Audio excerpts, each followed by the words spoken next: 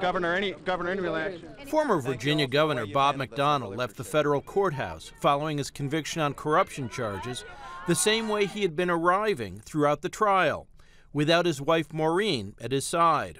Both were accused of doing favors for a wealthy vitamin company CEO in exchange for more than $165,000 in gifts and loans. Jurors deliberated for 3 days before finding the former governor and his wife guilty.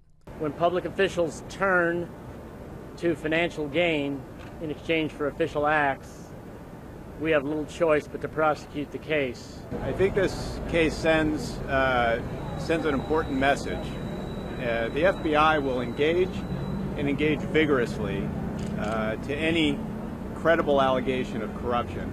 McDonnell was convicted on 11 of 13 counts against him, while his wife was convicted on 9 of the 13 counts she faced. I'm obviously very disappointed that we couldn't bring this home for our client today, and we will appeal.